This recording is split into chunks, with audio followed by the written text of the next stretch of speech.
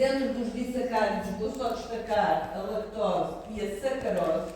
Estão a ver que em termos de passagem do inglês para o português, a sacarose é talvez aquele que difere um bocadinho mais. Eles escrevem sucrose e nós dizemos sacarose. O resto é tudo muito parecido. Dentro dos complexos, o que é que nós temos? Temos os chamados oligosacáridos, que são então moléculas que têm 3 a 10 unidades de açúcar ligadas entre si. E depois temos os polissacáridos que têm mais do que 10.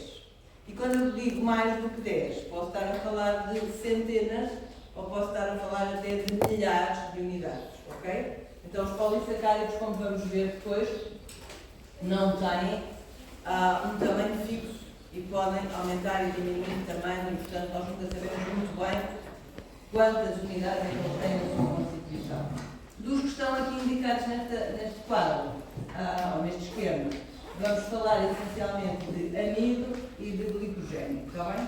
Depois mostro mais alguns exemplos de outros.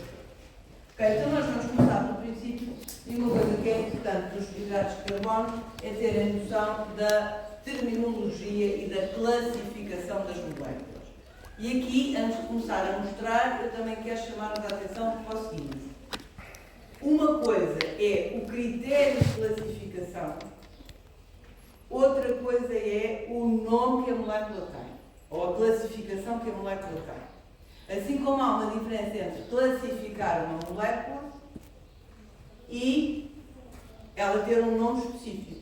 Por exemplo, se eu digo que uma molécula é monossacárido, eu estou a classificar a molécula. Se eu digo que a molécula é glucose, eu estou a dizer o nome específico da molécula. Mas se eu digo que é um monossacárido, qual é o critério de classificação? Olhando para este esquema, o critério é qual é o número de unidades que a molécula tem. Tem uma unidade, tem 2 unidades, tem 3 a 10 ou tem mais do que 10. Então esse é o critério, o número de unidades de açúcar que a molécula tem. E porquê é que eu estou a dizer isto? Porque os meus amigos e amigas nos testes tendem a confundir uma coisa com a outra. E eu queria muito que não confundissem, porque eu vou marcar errado se confundirem. Porque é importante nós sabermos o que é o quê. E sabermos usar a linguagem correta. Se eu vos perguntar, classifique esta molécula quanto ao número de unidades que ela tem na sua constituição, eu não quero que vocês me digam tem 3 unidades. Eu quero que vocês me digam é um oligosacárido. Estou a fazer-me entender relativamente a estas diferenças entre critério de classificação, a classificação e depois o nome da molécula propriamente dito? Exemplo concreto. Vamos classificar estas pessoas que estão dentro desta sala. Critério. De que curso é que são? Ok, então estas pessoas todas que são alunos de CBL. Não são a Joana, não são a Érica, não são a Carlota. São alunos de CBL. Ok? Não pedi o nome. Mas também não quero que me digam que são licenciatura em CBL. Porque não. Esse é o critério. Ok? Faço-me entender relativamente aqui às diferenças entre uma coisa e outra? Então vamos ver mais detalhes. À frente. Vamos começar pelo grupo funcional. Ok, o que é que nós temos aqui? Só os monossacáridos é que podem ser classificados em função do grupo funcional. Porque só eles é que têm um grupo funcional específico. Então o que é que nós encontramos? Nós olhamos para estas moléculas que vocês veem aqui. Veem imensos grupos OH. E veem que em todos os carbonos há um grupo OH que lá está ligado. E toda a gente se lembra que o grupo OH é designado grupo álcool ou grupo hidroxilo, sim? E também se lembram, espero, que se temos um oxigênio ligado a um hidrogênio, nós vamos ter uma diferença de eletronegatividade, vamos ter ali a formação de um dipolo e, portanto, haverá tendência a formar pontos de hidrogênio com outras moléculas à volta, nomeadamente com a água, por exemplo. E se calhar essa é uma boa justificação para nós agora pensarmos como é fácil dissolver açúcar em água. Porque quando pomos aquela molécula de sacarose na água, e agitamos, começa a formar pontos com as moléculas de água ali à volta e dissolve-se com facilidade. Ok? Então, os grupos OH, como estamos a ver, não nos servem muito para diferenciar as moléculas umas das outras. Mas, se olharmos para aquelas duas moléculas, também vemos que elas têm em comum o facto de terem um grupo carbonilo. Assumindo que toda a gente se lembra que o grupo carbonilo é um carbono ligado a um oxigênio com uma dupla ligação, chamada C-O. É um grupo carbonilo. E o que é que nós sabemos sobre o grupo carbonilo? Que ele pode estar na extremidade da molécula ou não. Quando está na extremidade da molécula, ele tem um nome específico, dá pelo nome de aldeído. Quando está num outro sítio que não na extremidade da molécula, dá pelo nome de cetona. Ok, então, as moléculas, agora pegando naquilo que eu disse anteriormente, as moléculas dos monossacáridos podem ter um grupo aldeído ou um grupo cetona, verdade? Como é que as classificamos em função disso? Se têm um grupo aldeído, chamam-se aldoses. Se têm um grupo cetona, chamam-se cetoses. Já agora, também já podemos tomar nota, porque se calhar já começou a fazer aí eco na vossa cabeça, que estas moléculas quase sempre têm um nome terminado em ose. Por favor, não confundir com as enzimas que têm nomes terminados em ase. Por favor, quem tem letras complicadas, ao escrever no teste, os A's e os O's têm que ser diferentes. Porque eu preciso saber quando é que vocês estão a usar o nome de uma enzima ou quando é que estão a usar o nome de um monossacárido. Pode ser? Ou de um hidrato de carbono. Senão fica difícil. Ok, então critério. Quanto ao grupo funcional. Classificação, aldose ou cetose. Pode ser? Agora o que é que temos aqui mais? Agora temos o tal outro critério que vinha na imagem anterior, que é considerando o número de unidades constituintes. E então temos os monossacáridos, os disacáridos, os oligossacáridos e os polissacáridos. Mais alguns detalhes sobre isto. Reparem que no caso dos monossacáridos nós podemos introduzir uma outra forma de classificar. Número de átomos de carbono só é válida para os monossacáridos. Tem 3, tem 4, tem 5, tem 6. Reparem, vamos pegar no prefixo associado ao número, toda a gente sabe que tri é 3, tetra é 4, penta é 5, hexa é 6, e vamos lhe pôr o quê? Ose no fim, ok? Só vale para os monossacáridos.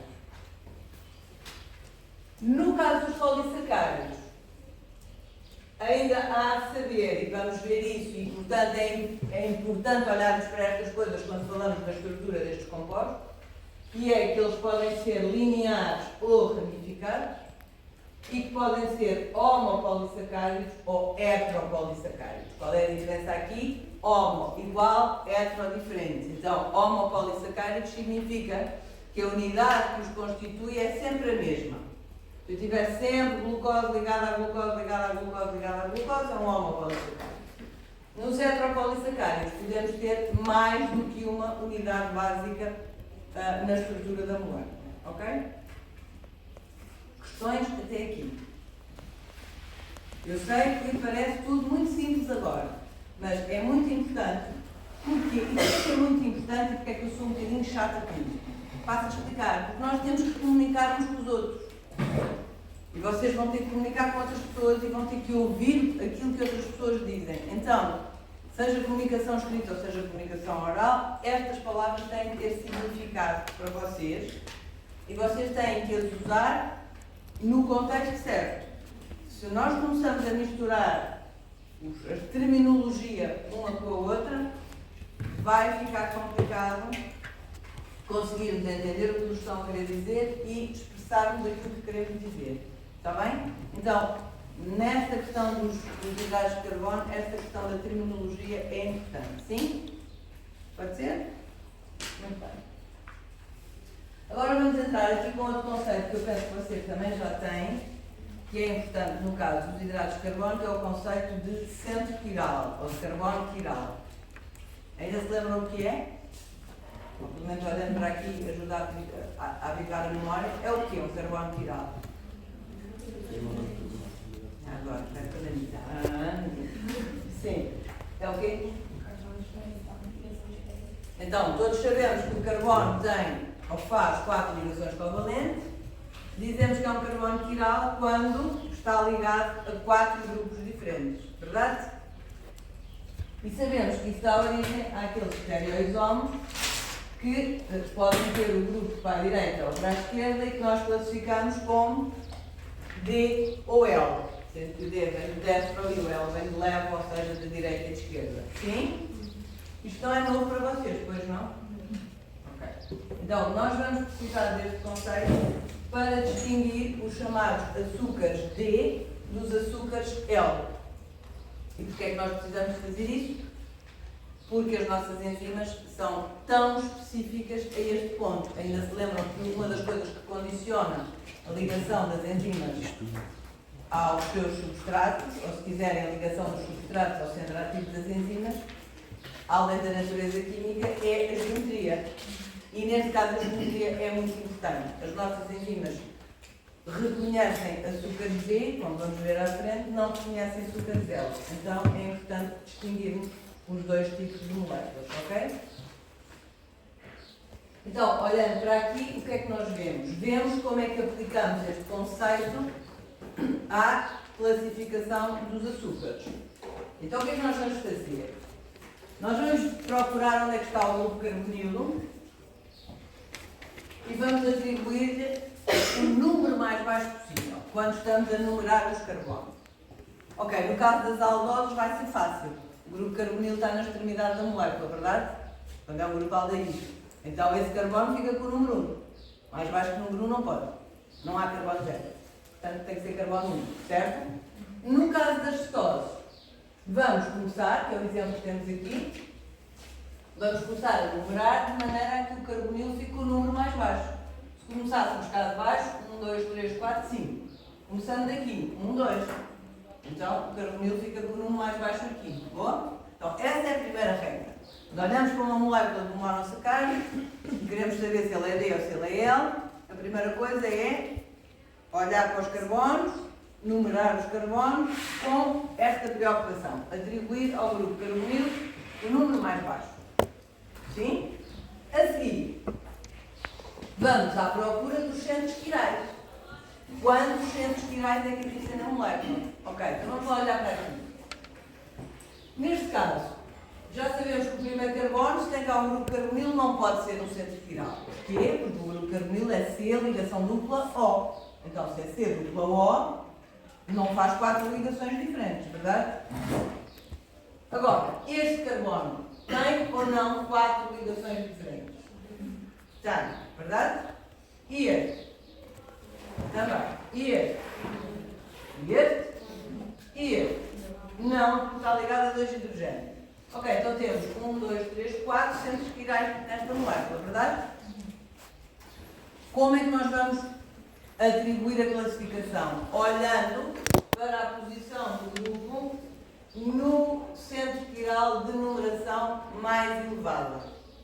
Não vamos olhar para o 2, não vamos olhar para o 3, não vamos olhar para o 4. Este é o último centro quiral da molécula, eu tenho um número mais alto, vamos ver onde é que está o OH. O OH está para a esquerda, é L. O OH está para a direita, é D. Ok? Então, primeiro numerar os carbonos do grupo carbonilo tendo a numeração mais baixa, depois olhar para o centro espiral de numeração mais alta. Sim? Toda a gente? Ali a mesma coisa. Este é centro espiral? Não. Tem 2 Hs. Este também não, por razões óbvias. Este é? Este é? Este é. Este já vai outra vez, tem 2 Hs, verdade? OH para a direita, OH para a esquerda. Ficou? São regras, não há muita volta a dar. É só aprender a regra de como é que se faz, para poder identificar as coisas nas moléculas. Ficou? Tranquilo? Posso avançar? Como vos tinha dito, o açúcar D predomina na natureza. Pronto, ok. Então vamos focar a nossa atenção nos açúcares D. Sim? Ok, então, quais são os monossacáridos que nós mais ingerimos e que são mais relevantes quando nós pensamos em metabolismo nas células humanas? Glucose, frutose e galactose.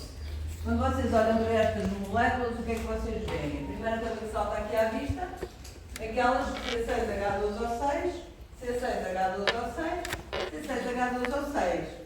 São isómeras umas das outras, verdade? O que é que nós identificamos mais? Vamos verificar, elas são todas D, estas moléculas que estão aqui são todas D. Como é que iríamos numerar? Sempre a começar cá de cima e iríamos olhar para o centro espiral da minha numeração. OH para a direita, OH para a direita, OH para a direita. Certo? O que é que podemos ver mais? Como classificá-las em função do número de carbono. Já vimos que têm todas 6 carbonos, portanto são 3 hexógenos. Certo? Então, em que é que elas diferem? Bom, vamos começar a ver onde é que há diferenças. Esta é uma aldeído, é uma aldose, esta é uma frutose. Ali o que é que se passa? Comparando com a glucose, também é uma aldose, verdade? Mas, vemos que há aqui diferenças. Este OH está no mesmo sítio, este OH está no mesmo sítio, mas este já não está. Ok? Depois este está. Então há aqui uma diferença neste carbono que é o suficiente para ser uma molécula diferente. Então, uma é a glucose, outra é a galactose. Ok? Por favor, não se dediquem a decorar as estruturas. Jamais alguém vos vai perguntar nesta disciplina desenhe a estrutura da galactose para vocês se entreterem a fazer carbonos e hidrogénios. Já eu posso dar uma galactose e perguntar-vos se ela é D, se ela é L, se ela é aldose, se não é, se é hexose, se não é, por aí fora. Uma coisa é nós sabermos olhar para as coisas e saber o que fazer com elas. Outra coisa é decorarmos as coisas só porque sim. No século XXI a gente não decora só para debitar. Há quem decora com mais facilidade do que nós e a gente quando precisa vai lá e pergunta. Pode ser? Ok, outro conceito que eu preciso que vocês conheçam. Já estão a ver que este primeiro slide é uma questão de terminologia e pouco mais, não é? Não há muito mais a dizer. É o conceito de carbono anumérico. Qual é o carbono anumérico? O carbono anumérico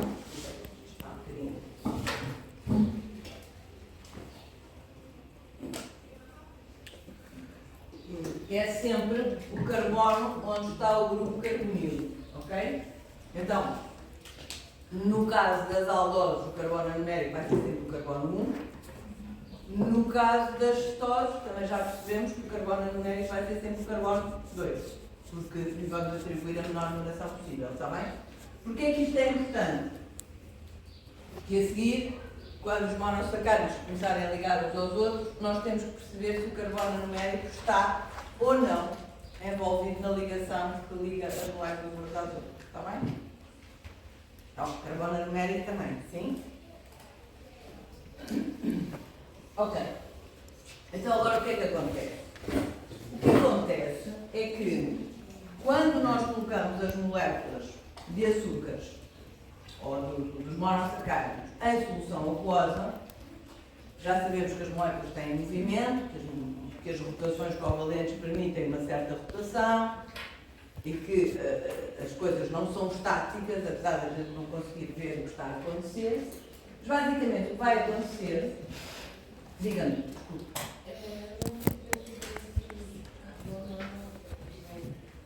Carbono numérico é, como é que eu ia dizer, é um nome que damos a qualquer coisa. Então, é uma designação só, não tem um conceito muito por trás. Então, qual é que é a designação? É dos vários carbonos que as moléculas têm, aquele que tem a ligação dupla com o oxigênio, ou seja, o que tem o grupo carbonílico, tem esta designação específica, chama-se carbono numérico.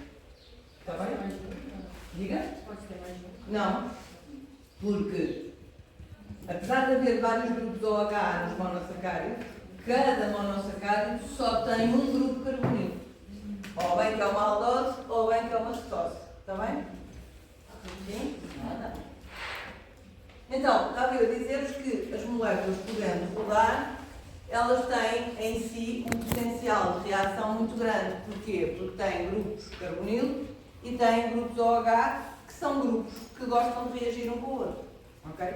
Então, quando estes grupos se aproximam o suficiente, e aqui quando eu digo aproximam o suficiente é não ficam demasiado próximos, que geometricamente a molécula ficaria toda distorcida, nem é demasiado longe que não podem interagir, o que vai acontecer é que vai haver uma reação intramolecular entre esses grupos carbonilo e os grupos OH, que é isso que estamos a ver aqui representado. Vocês estão a ver que temos aqui um grupo carbonilo, portanto, neste caso estamos a falar da glucose, já vimos no slide anterior, é uma aldose, e portanto tem o grupo carbonilo no carbono 1, ok? E o que é que vai acontecer? Ela vai dobrar de maneira a que o grupo OH do carbono 5, e aqui é a tal história de a geometria permitir que a reação aconteça sem haver uma distorção exagerada da molécula, ela não consegue reagir com o grupo carbonilo do carbono 4. Demasiado próximo e ficaria um anel demasiado fechado. Mas, por outro lado, não pode reagir com o grupo carbono 6, porque, caso contrário, estão longe demais e a reação não acontece. Então, o que vai acontecer é que este grupo carbonilo do carbono 1 vai reagir com o grupo OH do carbono 5. E o anel vai fechar, vai formar aquilo que se chama, ou seja, vai ciclizar, formando ali um anel, que neste caso é um anel de 6 lados, é um hexágono, ok?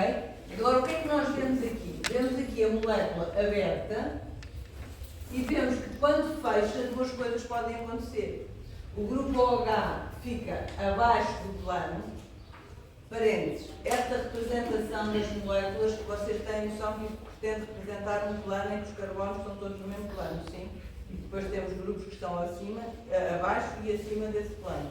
Isto é-vos familiar? Falaram nisto em química geral e orgânica, portanto, no pedacinho da orgânica falaram sobre isto e sobre este tipo de representação das moléculas, sim ou não? Só as duas respostas possíveis. E só vocês é que tiveram nas aulas de química geral e orgânica do primeiro semestre. Eu não vos posso responder por vocês. Esta representação, que aparece aqui este traço um bocadinho mais escuro, vocês entendem que isto está tudo num plano e que temos grupos acima do plano e grupos abaixo do plano? Tenho uns a dizer que sim, outros a dizer que não. Foram todas as mesmas aulas, tiveram todas a mesma professora. Como é que é, gente? Sim ou não? O que é que vocês deram de química orgânica? Tiveram um capítulo de química orgânica, é verdade? Demos o quê? Não deram as representações? Eu aqui nem perguntei, mas isto não vos é familiar? A de cima, sim. A de cima é linear. Sim. A de meio não trabalhamos tanto. Está bem, mas não falaram, por exemplo, em forma de barco e forma de cadeira? Não. Esqueçam o barco e cadeira. Não aconteceu. Mas conseguem incluir este traço mais grosso. Gente boa. Já percebi que uns sim e outros não. Provavelmente foi uma aula que uns foram e outros não. Ou uns estavam com mais atenção e outros não. Ou uns estavam mais sensíveis já porque vinham com mais conhecimento de química lá atrás e outros não. Não quero saber a causa. Quero só que, comigo, agora, esta representação que aparece aqui este traço mais grosso, vocês conseguem imaginar que isto seja um plano definido por estes átomos que estão aqui nos vértices deste hexágono, sim ou não? Conseguem chegar lá com a vossa imaginação criativa? E conseguem imaginar que os traços que estão para cima significam grupos que estão acima desse plano e os traços que estão para baixo são grupos que estão abaixo do plano?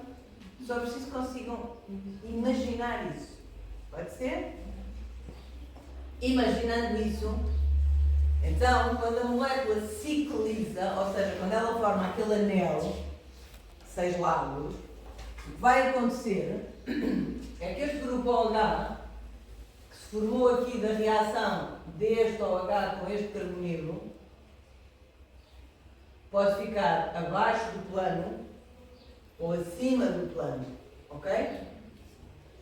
E ainda se lembram que o carbono que tem o grupo carbonilo se chama carbono numérico, verdade? Então isso significa, quando o anel se fecha e acontece esta reação intramolecular, significa que nós vamos formar duas moléculas diferentes. Dois anómeros. Estão a ver a parte dos isómeros? Moléculas têm a mesma fórmula química, mas que aqui a molécula é a mesma. Estamos sempre a falar de glucose, mas estamos a falar de uma glucose que, quando está fechada, tem o OH para baixo, que é a forma alfa. E quando está fechada com o OH para cima, temos a forma beta. Então, a alfa-glucose e a beta-glucose são os dois anómeros da glucose, quando a glucose está na forma cíclica. Pode ser? Digam alguma coisa. Pode ser. Pode ser? Pode ser. É que não, vocês podem não querer que seja. E a gente pode conversar sobre isso. Mas sim, alfa e beta, abaixo e em cima, Daniel. Dando um passo atrás. Também faz sentido para vocês que acham aquela reação intramolecular entre o grupo H e o grupo carbonilo, que leva a que a molécula deixe de ser linear e que fique na forma de anel? Sim? Vou acreditar que sim. O que é aquilo de O mais, eu não quero falar sobre isso com vocês. Mas muito sumariamente, para não dizer, grande mistério, não. É assim, quando as moléculas têm pelo menos um centro tirado, pelo menos um carbono tirado, e no caso do açúcar sabemos que tem mais do que um normalmente, o que acontece é que, se nós fizermos um ensaio utilizando uma coisa que se chama a luz polarizada. O que é a luz polarizada? Nós, quando temos assim uma lâmpada normal, ela emite luz em todas as direções. E há aparelhos que permitem pegar numa lâmpada e fazê-la passar por conjuntos de prismas e ela passar numa única direção. Ok, quando nós fazemos um feixe de luz polarizada passar numa molécula que tem carbonos assimétricos, essa luz pode ser desviada para a direita ou para a esquerda. Então, quando a luz é desviada para a direita, nós pomos um sinal de mais; quando a luz é virada para a esquerda, nós pomos um sinal de menos. Isto está na base de um procedimento experimental que nós podemos utilizar e que é muito utilizado, por exemplo, na análise de alguns alimentos, que se chama polarimetria.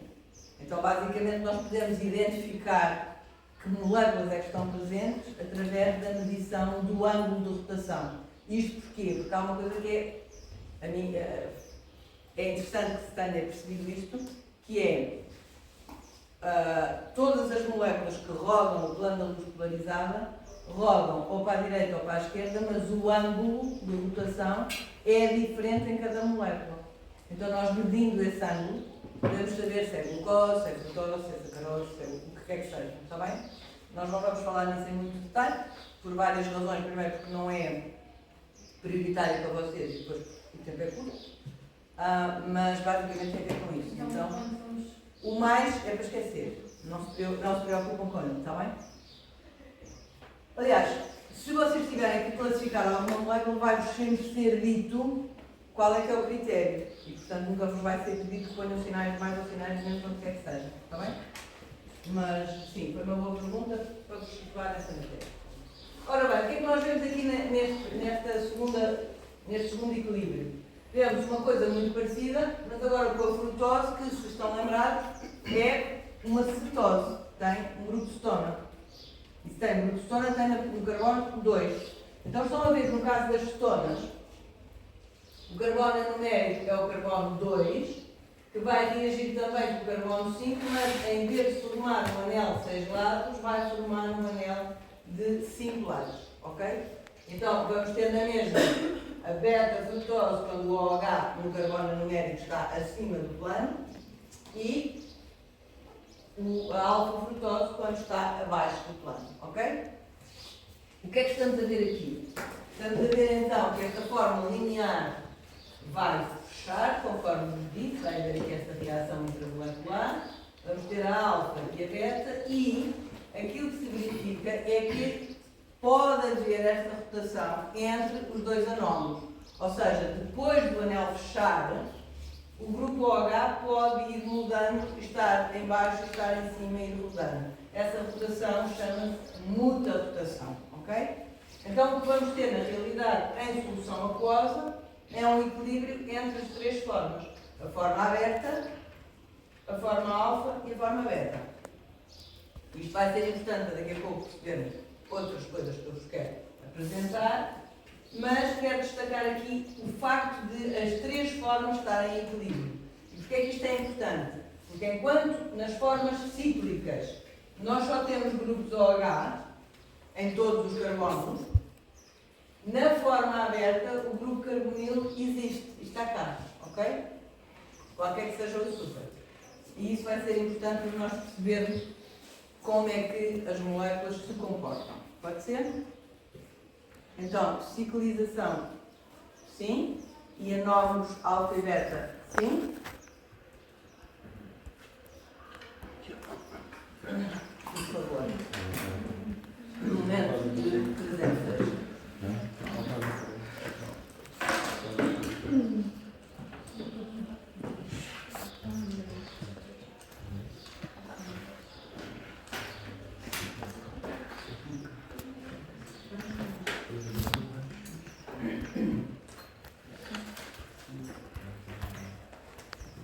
Enquanto vocês acabam de marcar a vossa presença, que eu agradeço desde já, queria aqui alertar, porque temos na sala algumas pessoas que conhecem os slides do ano passado, dos anos anteriores, e que vão estranhar com certeza algumas alterações, ou já têm vindo a estranhar algumas alterações, e queria explicar que algumas das alterações e o facto de haver alguns temas que passaram a ter uma ênfase diferente, uma importância relativa diferente no contexto das aulas, tem a ver com o facto de este ano estarmos a implementar pela primeira vez esta unidade curricular com menos horas teóricas.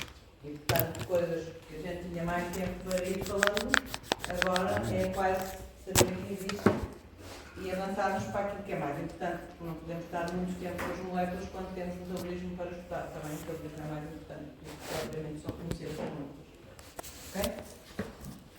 Então, posto isto, exatamente a pensar no que acabei de dizer, nós levávamos há algum tempo a falar sobre as reações dos monossacáridos, e agora as reações dos monossacáridos é pouco mais do que isto, só para vos chamar a atenção de que, de facto, a presença destes grupos reativos, ou com uma grande tendência para reagirem com aquilo que está à volta deles, sejam eles o grupo carbonilo, sejam eles até os grupos hidroxilo, os açúcares, de uma forma geral, podem sofrer vários tipos de reações. Logo as duas de cima, oxidação e redução, dependendo se estão, obviamente, em meios oxidantes ou em meios condutores, que podem levar à formação de derivados dos monossacáridos, que são os chamados açúcares ácidos e açúcares álcool, ok?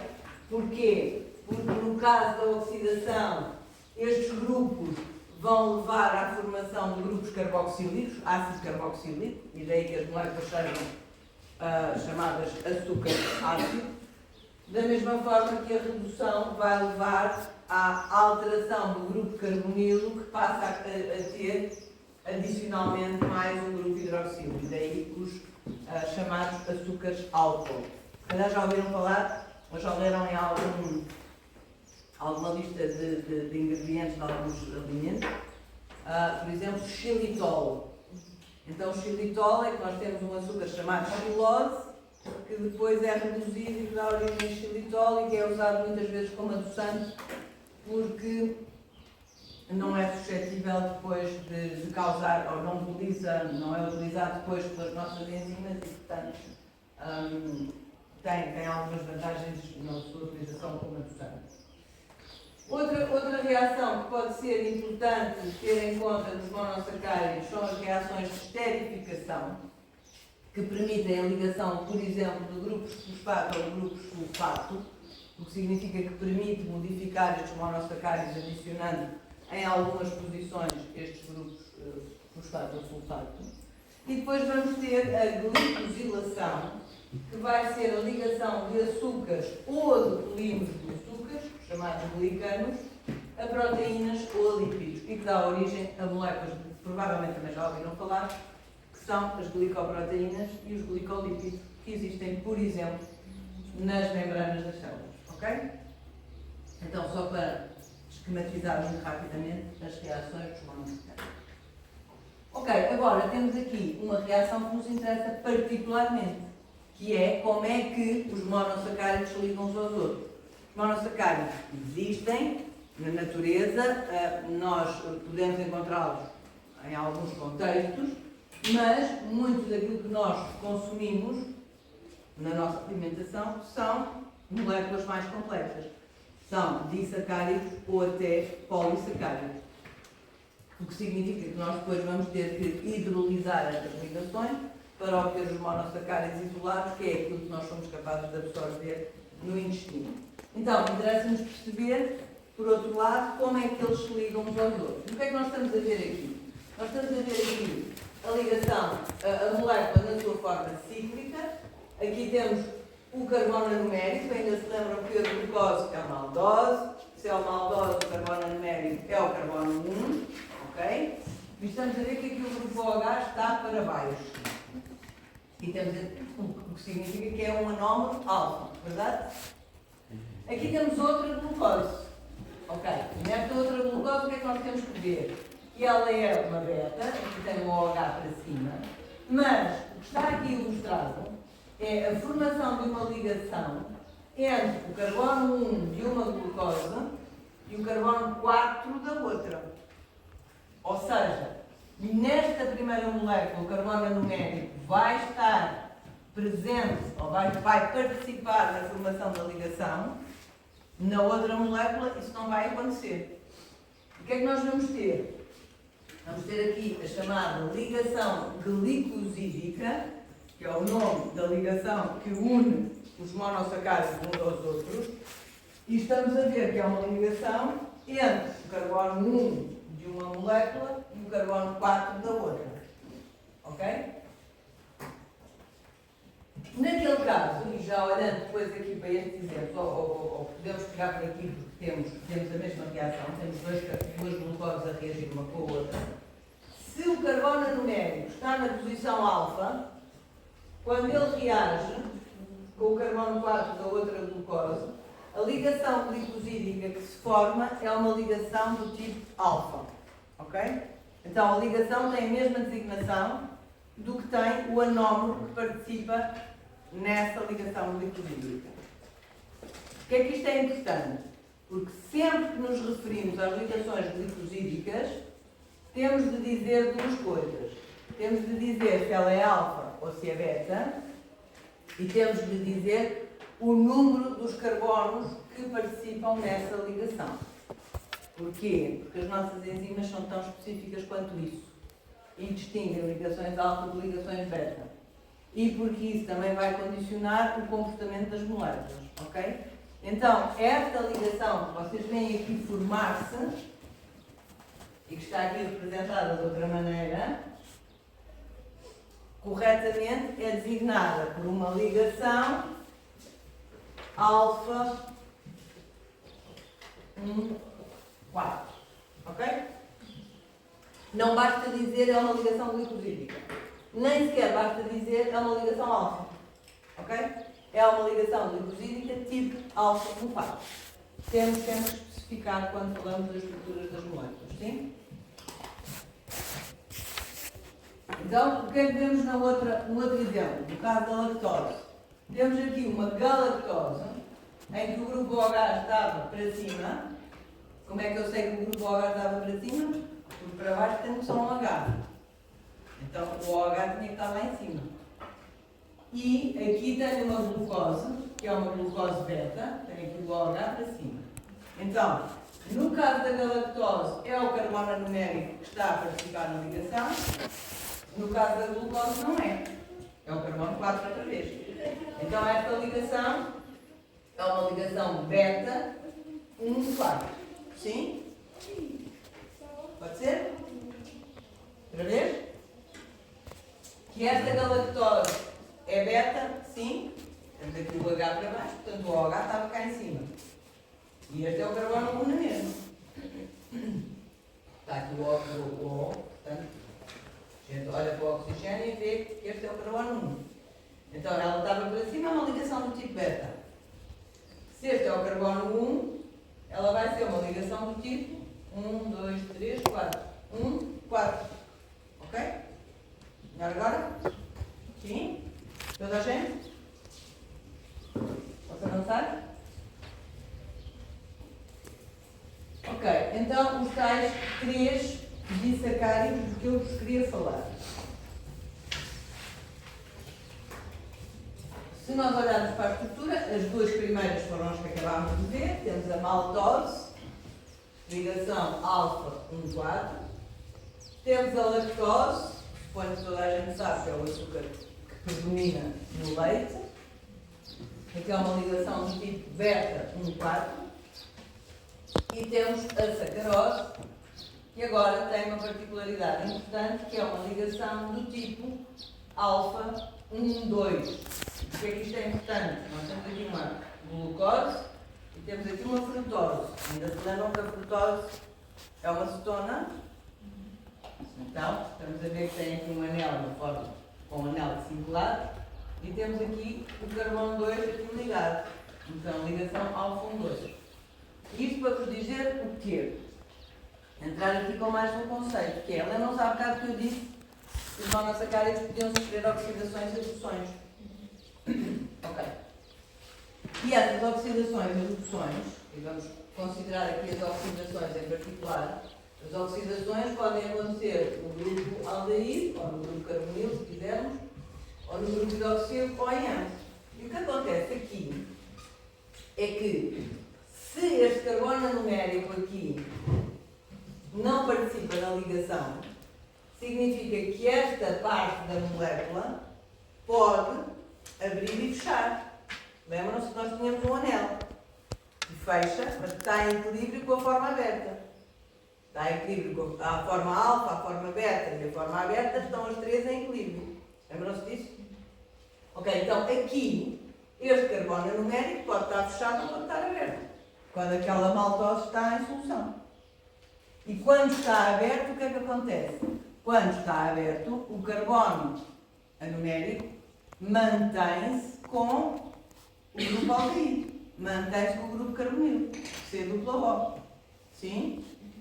Que pode sofrer oxidação, pode ser sujeito a oxidação. Verdade?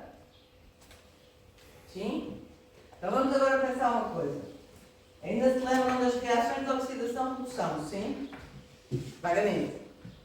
Nunca dizemos que é só uma ligação, uma reação de oxidação, nem é só uma reação de redução. Se uma coisa se oxida, outra tem que se reduzir. Porquê? O que é que acontece com uma reação de oxidação-redução? Há transferência de quê? Transferência de eletrões. Lembramos que os eletrões são aquelas entidades com uma carga negativa que orbitam à volta do núcleo dos átomos, sim? Ou seja, não podem ficar à solta. Eles têm que ser transferidos de uma orbital de um átomo para uma orbital de outro sítio qualquer. Não podemos largar eletrões aí à solta, certo? Então, se alguma coisa se oxida, ela está a perder ou a ganhar eletrões? A perder. Significa que alguém tem que os ganhar. Verdade? Então, quando um açúcar, neste caso um disacárido, se oxida, significa que há de haver uma outra substância qualquer à sua volta que vai ter que se reduzir, que vai ter que aceitar esses eletrões, certo? Então, um açúcar que pode ser oxidado, que pode estar sujeito à oxidação, é classificado como um açúcar redutor. Porquê? Porque quando ele se oxida, ele está a provocar a redução de qualquer coisa. Por isso é um redutor. Ok? Não? Não, para não? Ok, então vamos lá ver o seguinte. Ver se eu consigo ajudar.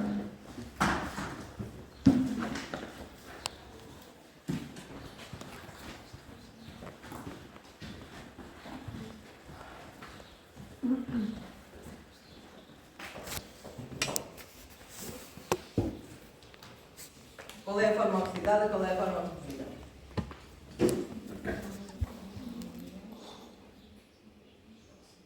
A está oxidado ou está reduzido? Ou se quiserem, A está a ser oxidado ou está a ser reduzido? Está a ser oxidado. A está a ser oxidado. E liberta aqui um eletrão. Mas sabemos que o eletrão não pode ficar à solta. Então o que é que vai acontecer? Vai ter que haver um composto qualquer que vai receber o eletrão e que vai ficar reduzido. Este está oxidado. Este está reduzido.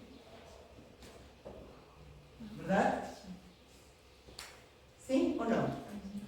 Vocês estão com ar muito desconfiado. Olhamos para os outros com ar. Como assim? O que é que se passa? Nada. Diga-me. Nada, já percebi. Alguma coisa tem que se passar. Porque está com um grande ar de interrogação aí à volta a olhar para os colegas. O que é que Já aconteceu? percebi. Não percebeu, não? Percebi. Então explique-me. Ai, professora. Eu vou fazer uma maldade dessa depois, não? Outra vez para toda a gente. Eu vou explicar. Que é assim. Na dúvida não é só consigo. Porque eu vejo vários pontos de interrogação espalhados na sala. Então, outra vez comigo. Vocês lembram-se vagamente de ter estudado oxidação, redução, sim ou não? E lembram-se de um conceito, que eu espero que ainda tenham aprendido assim, que havia a semi-reação de oxidação e a semi-reação de redução. Então, o que nós temos aqui são as semi-reações. Esta de oxidação. A é oxidado para a forma B e por isso perdeu um eletrão. Isto é verdade para toda a gente ou não? Há mais de meia dúzia de pessoas na sala para quem isto não é verdade ainda. E eu preciso que seja verdade para toda a gente. Lembram-se que tem de haver transferência de eletrões. Alguém perde eletrões, alguém ganha eletrões. Sim? Então, A está a perder um eletrão. Está a passar... Então, fazer outra vez. Com licença. Outra vez.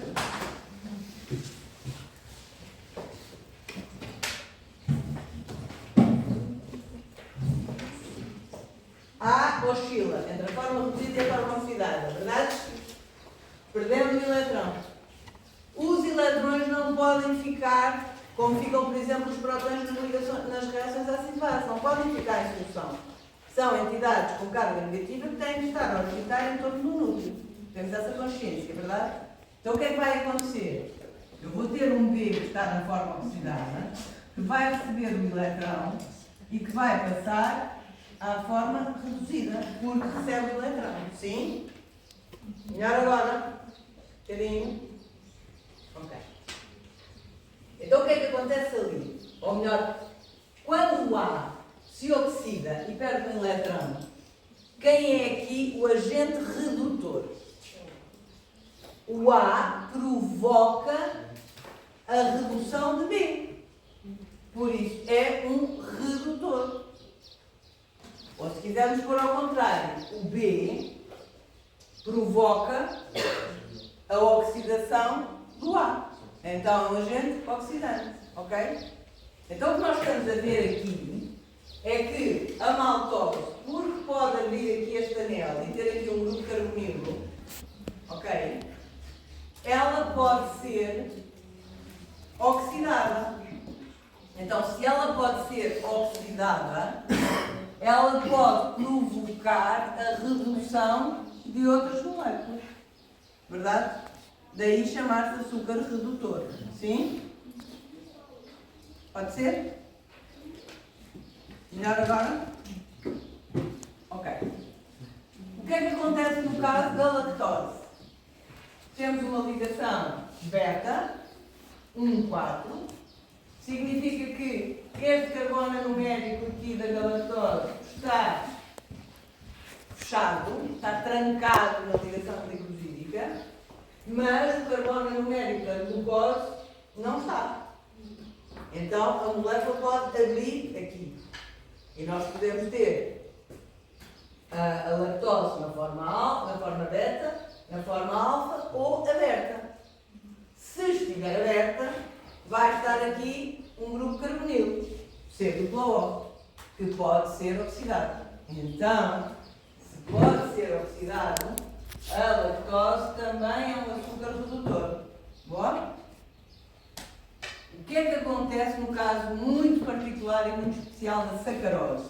Que é o açúcar que nós usamos quase todos os dias. Quem consome açúcar. Temos que a ligação acontece entre o carbono numérico da glucose e o carbono numérico da frutose. Então, se os dois carbonos anuméricos estão trancados na ligação, não há nenhum que possa abrir. Não há nenhuma forma de haver um grupo carbonilo em momento nenhum quando a sacarose está em solução. Ok? Então ela não pode sofrer oxidação e por isso é um açúcar não redutor. Ok? E é por isso que a gente, quando pega um pacote de açúcar, não vê lá normalmente prazo de validade nenhum. E a gente pode ter lá o pacote de açúcar em casa não sei quanto tempo. O melhor que pode acontecer é ficar muito duro, porque absorve um bocado de água e aquilo endurece tudo. Mas de resto, ele não se vai oxidar, não se vai estragar, ok? Porque não tem como sofrer oxidação. Porquê? Porque tem os dois carbonos anuméricos trancados numa ligação que é uma ligação do tipo alfa 1,2. Ok? Reparem que aqui na designação do tipo de ligação aparecem aqui umas abreviaturas que nos dizem qual é o monossacárido que está envolvido na ligação. Neste caso, glucose com glucose, galactose com glucose e glucose com frutose. Ok? Então, outra coisa importante a saber é quem são os monossacáridos que constituem os disacáridos. Para sabermos o quê? Quando fazemos a digestão do açúcar, porque temos que digerir, nós não conseguimos absorver a sacarose como ela é consumida, nós temos que quebrar esta ligação, depois vamos ter glucose e vamos ter frutose. Da mesma maneira, quando consumimos leite, ou derivados de leite que ainda lá tem lactose, nós vamos ter que quebrar esta ligação, obter galactose e glucose. Certo? Questões? Até aqui. Nenhumas? A ver, se nenhuma.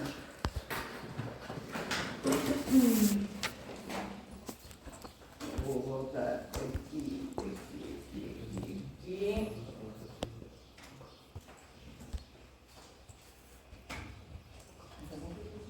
Conseguem ver o número ou querem que eu escreva no quadro? Têm todos bons olhos, suponho. Conseguem toda a ali. 5, 2, 1, 4, 4, 2. Ai, acho que os resultados estão ocultos.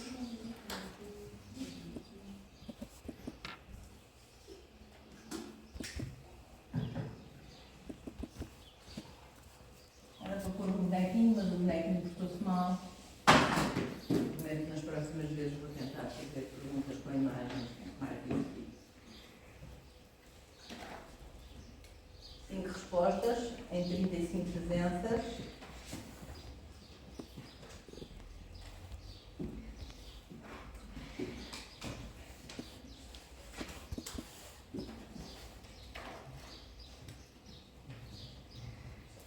Campo tampado.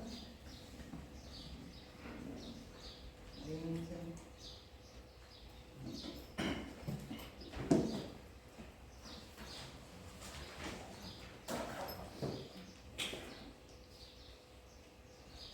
Esta classificação estamos aqui a fazer está a usar dois critérios ao mesmo tempo para classificar o monossacárido. Por um lado, o grupo funcional, por outro lado, o número de átomos de carbono. Ok? Vamos tentar.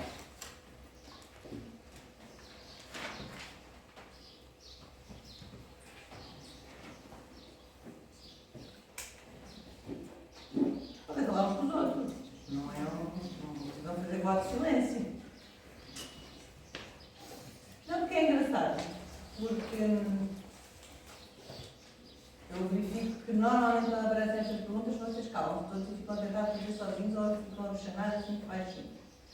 E a maior parte das pessoas de outros países que fazem este tipo de abordagem nas aulas dizem que estes são os momentos em que as aulas têm mais barulho. As pessoas falam uns com os outros a tentar resolver a questão, que é interessante. Eu tenho que dizer que não. Por cá as coisas são um bocadinho diferentes.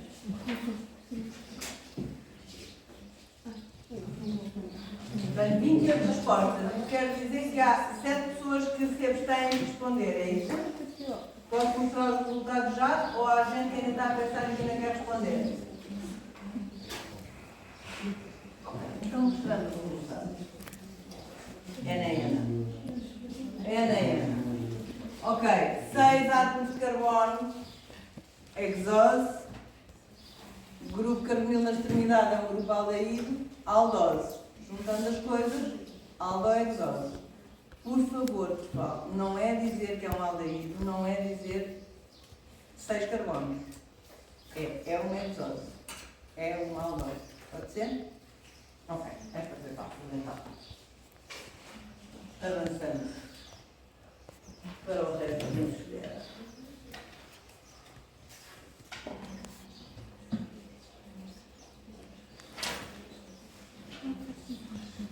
Então, sobre oligosacáridos, a única coisa que estamos a dizer é que, efetivamente, então resultam da adição de 3 a 10 unidades de monossacáridos. Não significa que tenham que ser sempre os mesmos monossacáridos, nem significa que o tipo de ligação também tenha que ser sempre o mesmo, ok? Então nós vamos encontrar representações deste tipo, neste caso como a proteína, neste caso como lípidos, e aquilo que vocês já estão habituados a ver, que são as glicoproteínas e os glicolípidos que aparecem nas membranas. Estas frações, constituídas pelos vários produtos, esta combinação de monossacáridos, é particularmente importante nas nossas células. E a presença destas frações glicídicas nas nossas membranas é particularmente importante, porque é o que permite o reconhecimento de diferentes tipos de moléculas e da diferente origem das moléculas. Portanto, relações muitas vezes com anticorpos, que é talvez o exemplo mais fácil de perceber, ou o reconhecimento de uma hormona por um receptor, ou seja, o que for, acontece através destas frações. Então nós temos uma parte que é comum a todos nós, o tipo de proteína, por exemplo, pode ser o mesmo, mas depois a fração glicídica que eu tenho é diferente da vossa e por aqui fora. E isto é o que está na base do reconhecimento que é feito, por exemplo, quando nós temos uma transfusão de sangue ou quando nós fazemos um transplante de órgãos, em que os nossos anticorpos reconhecem exatamente estas frações como sendo diferentes da do indivíduo receptor e, portanto, pode desencadear uma reação de rejeição exatamente porque percebe que aquelas frações não são as frações que são habituais naquele indivíduo e, portanto, quando se fazem aquelas avaliações de compatibilidade, vamos pegar aqui também na presença destas frações glicídicas. Outro tipo de oligosacáridos que nos aparecem muitas vezes são, nós temos aqui a representação da sacarose, frutose com glucose. Se adicionarmos mais umas coisas, vamos tendo outras moléculas que existem particularmente nas leguminosas e que são moléculas que as nossas enzimas não conseguem reconhecer e não conseguem digerir, e quem gosta muito destas moléculas depois são os micro-organismos que vivem no nosso intestino, nomeadamente no nosso cólon, e que são responsáveis por uma reação mais ou menos violenta que alguns de nós têm ao consumo de leguminosas, porque o metabolismo dos micro-organismos vai levar à produção de gás, e depois quem fica com o gás no intestino somos nós, e às vezes pode ser complicado. Portanto, tem a ver com isto. E daí eu estar-vos a dizer a importância de, quando descrevemos a estrutura das moléculas, referirmos quais são os tipos de ligações glicosídicas que lá são. Porque as nossas enzimas conseguem hidrolisar umas e não conseguem hidrolisar as outras. Ok? Outros exemplos. Temos os fármacos, por exemplo, esse é um exemplo de um anticorpo, que também é constituído por monossacáridos, mas que vocês depois veem aqui que tem outros grupos adicionados, por exemplo, o grupo da amina e por aí fora, e aquele que vos é mais direto, não sei se já falaram em grupos sanguíneos em algum lado, provavelmente sim, ou se não, vão falar em breve, mas exatamente para vos mostrar que nós temos a mesma molécula que depois vai ter nas suas membranas diferentes frações glicídicas e que isso é o suficiente para distinguir os diferentes grupos sanguíneos e, como vocês sabem, nós não podemos fazer uma transfusão qualquer porque, se formos incompatíveis, não vai ser bonito de se ver, não é? E então estão a ver que, basicamente, aquilo que difere, apesar de haver um tronco comum, é depois aqui um ou dois resíduos de monossacáridos que estão ligados nas membranas dos glóbulos vermelhos, está bem? Ok, polissacáridos. Então, polissacáridos, como disse há bocado, homopolissacáridos ou heteropolissacáridos, mais do que 10, portanto 11 centenas, milhares, seja, o que significa que o peso molecular não é fixo. E isto vai ser importante também, não só aqui, mas também à luz numa aula prática que a gente há de fazer daqui mais umas semaninhas. Não estava a contar para ninguém, estava a contar para as semanas que ainda vão pela frente. Ok, agora outra coisa que nós vamos combinar. Moléculas lineares e ramificadas. Basta que exista uma ou duas ramificações numa molécula e a molécula já não é linear. O que não significa que não tenha partes da molécula que sejam, se eu representar uma molécula assim e ela tiver uma ramificação aqui e outra aqui, e outra aqui, e outra aqui, e outra aqui, estes pedacinhos aqui são lineares, não é? São aquilo que chamamos um troço, ou seja, uma parte de caminho, troços lineares. Mas a molécula tem ramificações. Tem uma aqui, tem outra aqui, tem outra aqui, tem outra aqui. Então, esta molécula pode ter partes da sua estrutura que são lineares, é uma molécula ramificada. Nenhuma molécula pode ser linear e ramificada ao mesmo tempo.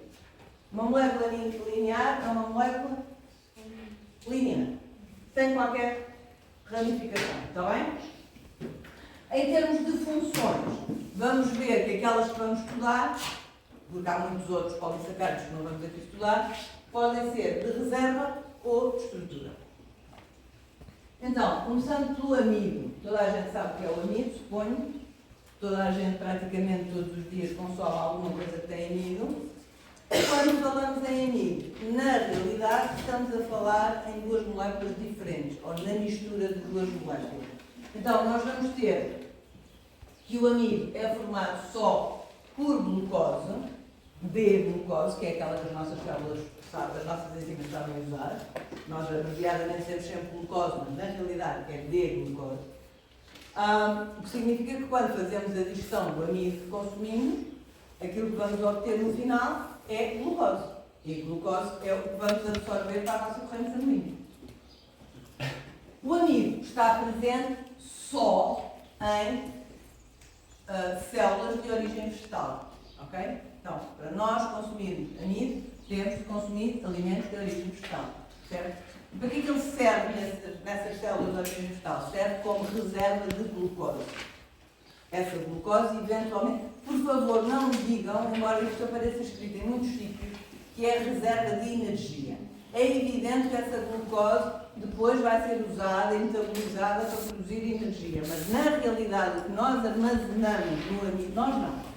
O que as plantas armazenam no amido é glucose. Está bem? Agora, que moléculas é que nós vamos ter? Nós vamos ter a alfa-amilose, que é linear e que tem ligações do tipo alfa 1,4, ok? Carbono no meio de uma, o carbono 4 da outra e sempre alfa 1,4 por aqui fora. Sim? O que é que vai acontecer? Pedindo para, mais uma vez, apelando à vossa imaginação. Imaginem uma molécula de alfa-amilose com centenas ou milhares de glucose ligadas umas às outras. E agora imaginem essa molécula dentro de uma célula. Não cabe. Literalmente não cabe. Então o que é que vai acontecer? Vai acontecer que essa molécula linear vai enrolar formando uma hélice. Dizemos uma hélice alfa. ok? Que é a maneira que ela tem de caber dentro da célula. Ela vai enrolando para compactar e para caber dentro da célula. Pode ser? Mas ela é uma molécula linear com ligações glicosídicas do tipo alfa-1,4. A outra molécula é a amilopectina. E agora eu só quis chamar a vossa atenção para isto. O que é que eu quero aqui dizer com 10 a 30% de alfa-amilose, 70 a 90% de amilopectina, dependendo da origem?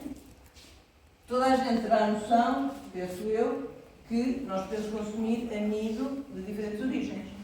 Amido de trigo, que é o típico do pão perfeitamente normal, amido de batata, amido de arroz, amido de centeio, amido de tudo aquilo que tem amido. Cada um desses tipos de amido, dependendo da origem, vai ter proporções diferentes de alfa-amilose e amilopectina, está bem? Ok. Então, o que é a amilopectina? A amilopectina já é uma molécula ramificada e, sendo ramificada, vai ter dois tipos de ligações.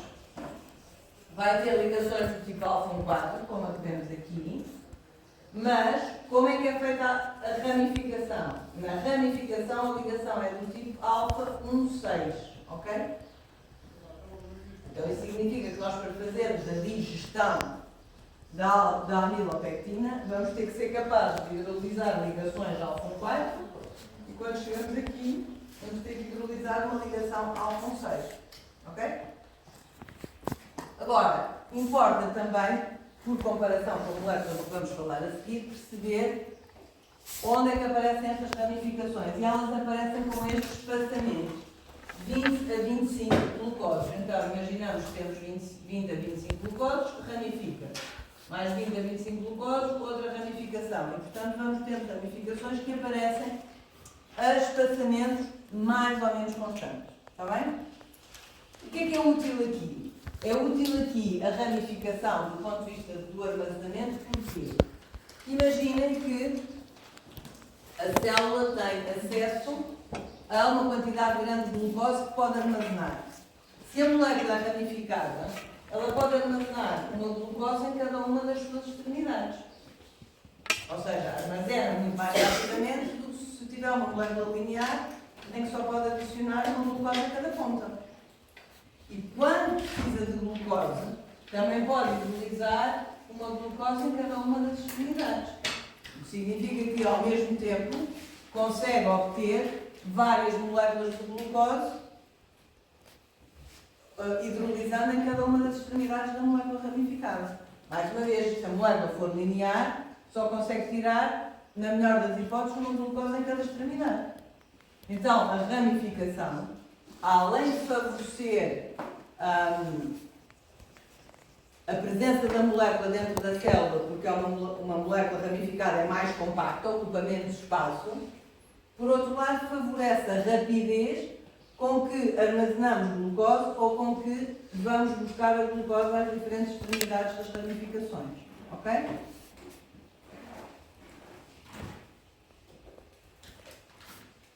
Então, o que é que temos de parecido com os vegetais ou com nas células de origem vegetal? O que é que acontece nos animais?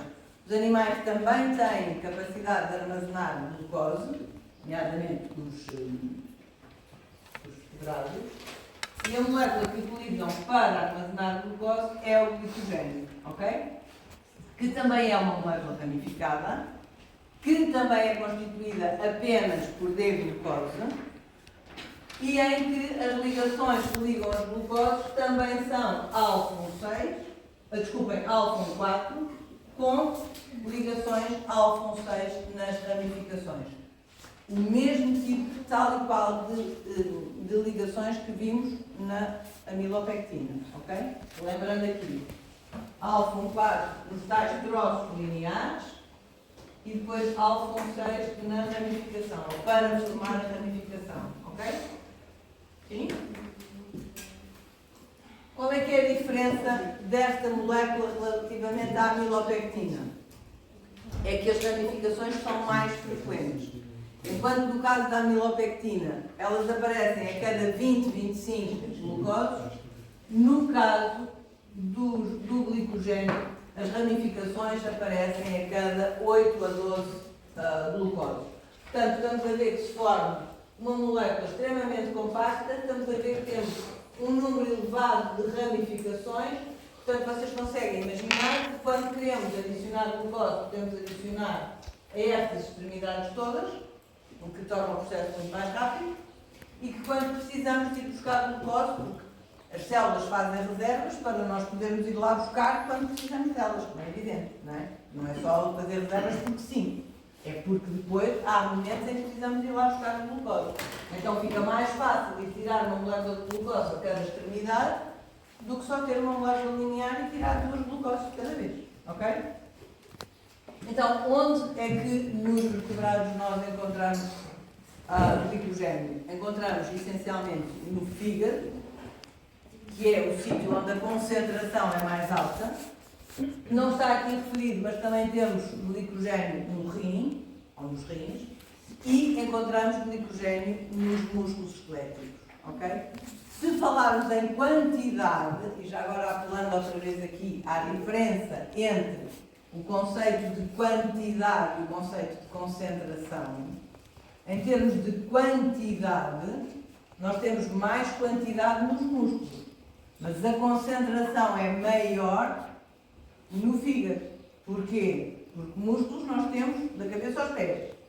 Fígado é só um órgão. Portanto, aquilo que armazenamos no fígado fica ali tudo concentrado naquele órgão.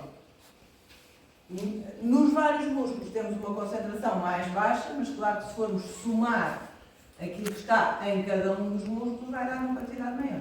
Ok? Portanto, não confundir quantidade com concentração. Tá bom?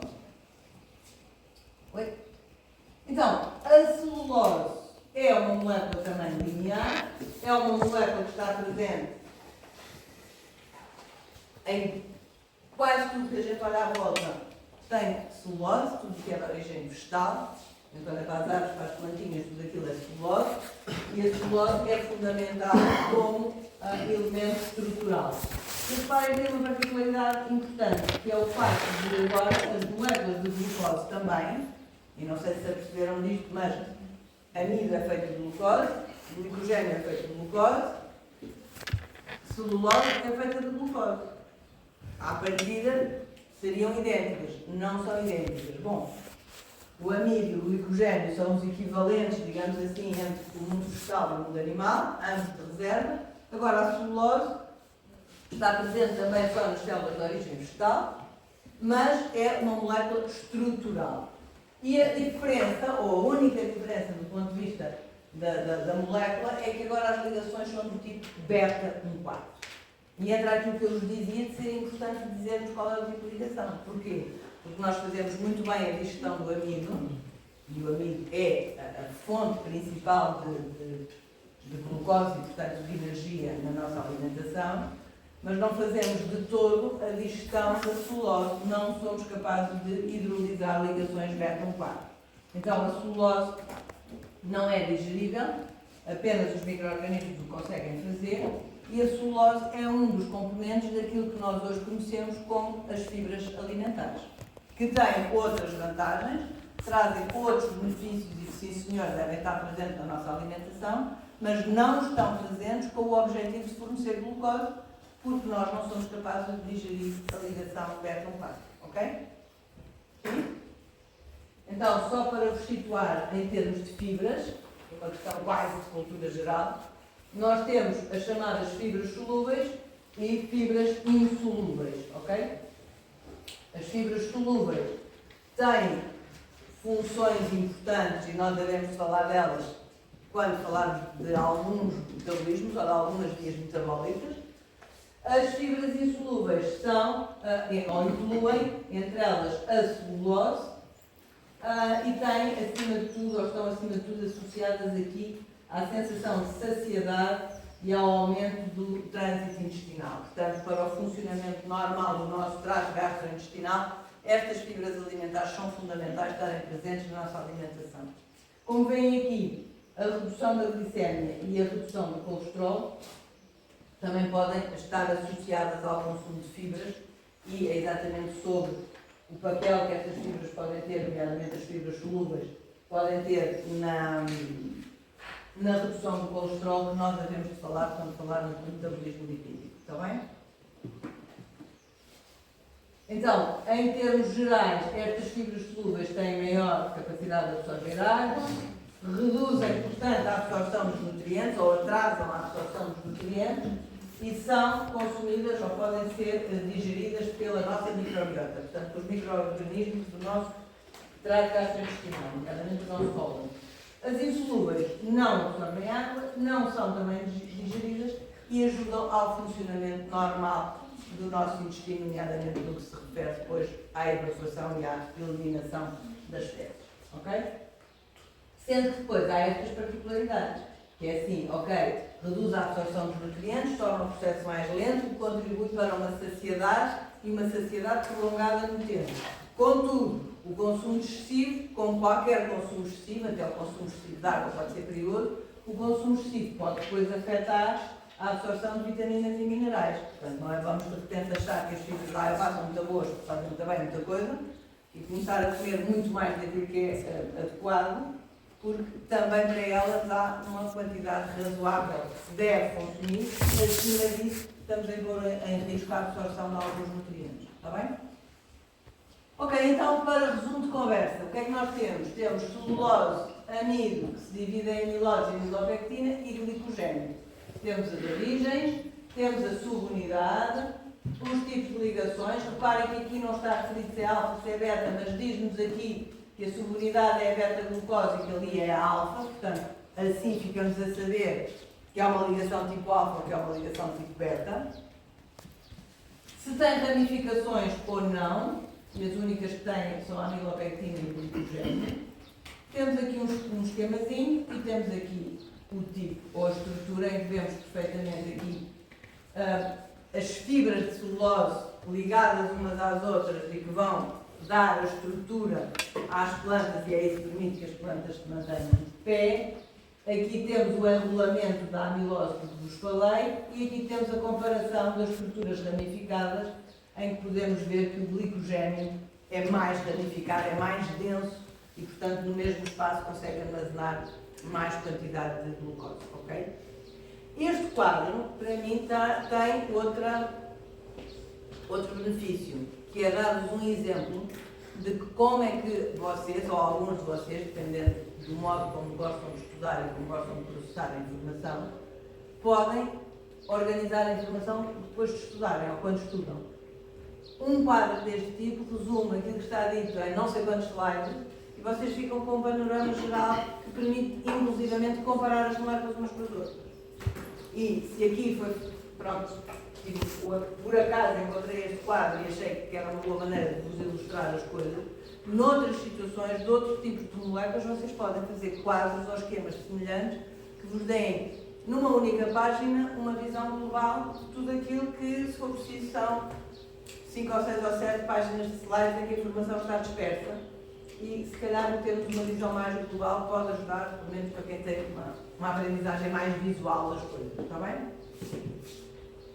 Glicoproteínas, como vos disse, temos então as frações glicídicas ligadas aos aminoácidos das proteínas e, só para vos chamar a vossa atenção, para ficarem com esta informação, que podemos ter ligações tipo O ou tipo N. Tipo O ou tipo N porquê? Temos que ir olhar para aquilo que são as cadeias laterais dos aminoácidos e o que encontramos é que na serina e na trionina nós vamos ter aminoácidos que têm aqui na extremidade, ou que têm na sua cadeia lateral, grupos OH, e portanto a ligação da fração glicídica vai ser feita através de um oxigênio. No caso da asparagina, nós vamos ter aqui um grupo amina, que está na cadeia lateral da asparagina, e portanto a ligação à fração glicídica vai ser feita através de um átomo de azoto. Ok?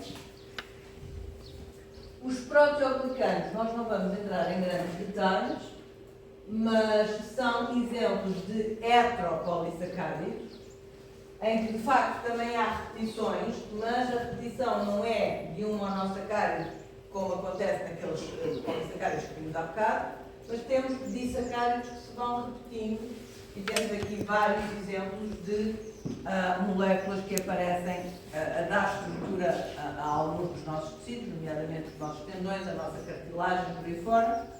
E aqui temos algum exemplo de como é que se organizam estas frações em torno das proteínas. Este vídeo, à semelhança do que tem sido feito nos outros temas que já falámos aqui, dá-vos um panorama geral das moléculas todas de que falámos até esta altura. Só para acabar e para vos situar em relação a uma aula que já fizemos, certo? Outra vez para relembrar, existem muitos outros polissacáridos. Polissacáridos que resultam, por exemplo, de hidrólise parcial de amido. Hoje é uma coisa que nós somos capazes de fazer, é controlar em ambiente industrial, por exemplo, se a hidrólise do amido vai ser até ao fim para obtermos só glucose, como acontece no nosso trato gastrointestinal, ou separamos a hidrólise a meio e ficamos com moléculas ramificadas, que têm propriedades diferentes. Temos as pectinas. Normalmente não pensamos nelas, mas quem gosta de consumir coisas como compotas e marmelada e geleias e coisas afins, é o agente gelificante natural que existe nos frutos. Portanto, quando nós fervemos os frutos e juntamos açúcar e deixamos arrefecer, aquela estrutura resulta da presença de pectinas na fruta. E temos as gomas e derivados e gelatinas e uma data de outros produtos processados em que precisamos de agentes lubrificantes ou espessantes para tornar as coisas mais líquido, qualquer molho mais espesso, em que podemos usar variedíssimas substâncias de diferentes origens, desde algas marinhas até de origem vegetal, até de micro-organismos, e para vos situar aqui com a carrasmina, que tivemos o prazer de conhecer na aula que fizemos com a bromelina, e para vos situar agora que ela é efetivamente um polissacárido extraído de algas marinhas, e daí sendo um polissacárido e insistindo na história de as enzimas tão específicas e, portanto, já sabemos que a nossa bromelina, sendo uma protease, hidrolisa proteínas, não hidrolisa polissacáridos. Ok? Questões? Nenhuma? Diga-me. A professora disse há parte que no nome da glucose tiver beta, sabemos que a ligação é sempre beta ou 4. É simplesmente se tiver beta, é geral. Sim. Aquilo que define o tipo de ligação que aquela molécula vai fazer é a posição do grupo OH no carbono numérico. Portanto, nós estamos a dizer esta é a beta-glucose. Significa que a glucose tem o grupo OH acima do plano do anel. Então vai formar uma ligação do tipo beta inevitavelmente. E não há no caso que seja normal, não beta a ligar. Não acontece. Porque é assim, nas moléculas em que as ligações existem, essas vamos lá ver, o que eu quero dizer é, se você juntar glucose, várias moléculas de glucose, se tiver uma solução de glucose, elas não vão ligar umas às outras. Elas vão estar ali a oscilar entre alfa e beta e glucose. Nós falamos de ligações, estamos a falar de disacáridos, ou trissacáridos, ou polissacáridos, é que as ligações já lá estão e foram feitas alguns na natureza, está bem? Nós fazemos a toda a hora no nosso fígado a reserva de glicogênio, e isso significa que quando o glicogênio é adicionado, as nossas enzimas, vamos acabar com elas. As nossas enzimas são capazes de catalisar a formação de uma ligação alfa e não de uma ligação beta, está bem?